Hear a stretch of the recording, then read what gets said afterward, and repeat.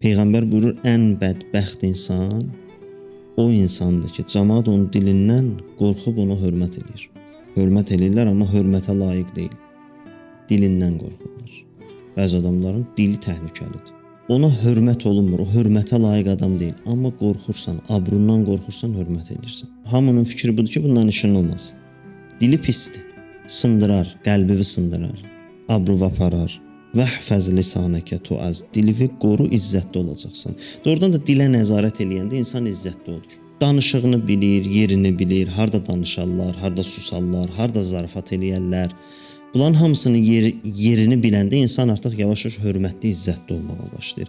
Bunun yerini təyin eləyə bilməyəndə, harda gəldi danışırsan, harda gəldi zarafat eləyirsən, söz deyirlər saxlaya bilməyib ki, başqasına deyirsən, yavaş-yavaş görsən ki, artıq bu insan dili bunu hörmətdən salıb.